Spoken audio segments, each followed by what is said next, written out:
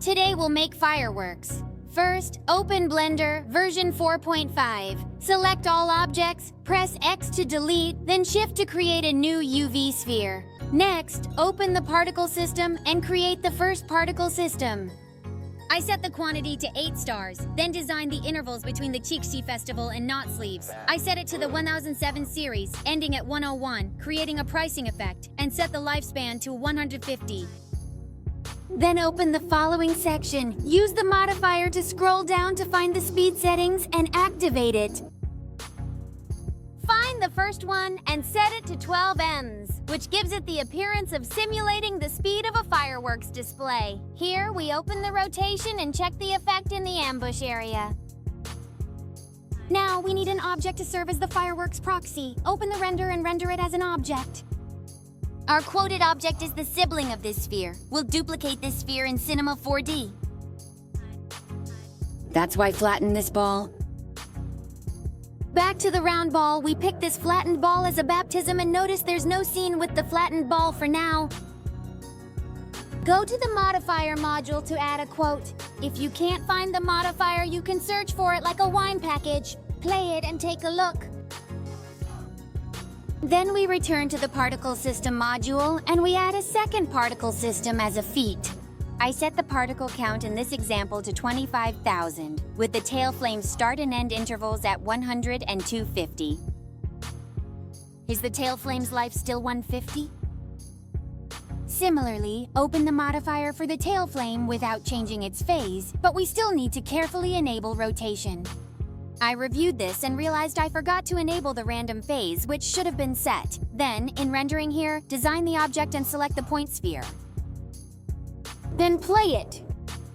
I've noticed the fireworks vibe, but the falling feels too strong. That's why Armstrong used the cannon to ferment, letting the apple hit Newton. The fix is to lower gravity in the field, so I set the Majestic Me to 0.02, and the fireworks also needed tweaking, so I set it to 0.2. Back to the Qixi Festival, playing it again. The show already looks like fireworks. The spheres and flattened spheres we made earlier were not scaled, so they appear somewhat large overall. We click to select the flattened sphere. Yahoo has been scaled. You see the effects clear. Select the sphere and scale it similarly. Play it! With this, it's all done. Let's start making the animation for the fireworks flying gold. Go into the first room and pick the rock sphere. Then quietly hit the first keyframe, shrink the canvas a bit, and select the 100th keyframe. GG, pull the sphere down.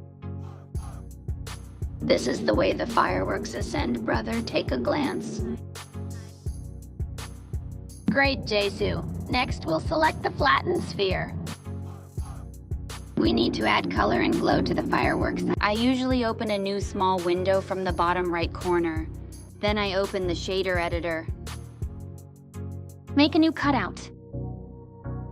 I want to remove the auto-generated principled BSDF. Make a new one. Shader, self-illuminating property. Try it to see the color change. Came down again, forgot to open model. This way you can see the obvious color change. Let's not dwell, we'll make a new color gradient. Link. Then take a simple break with the colors to give them more depth. As for which color, just go with what you like. Ctrl-T to set texture coordinates, but it doesn't seem to do much. Switch the shader editor's small window to the composer. Open use nodes. Then create a new shimmer. Can't find the rhythm of the game console? Silicon light makes fireworks more flavorful. Merge windows. Let's return to the first item. We can turn off the 2 displays for the penalty line.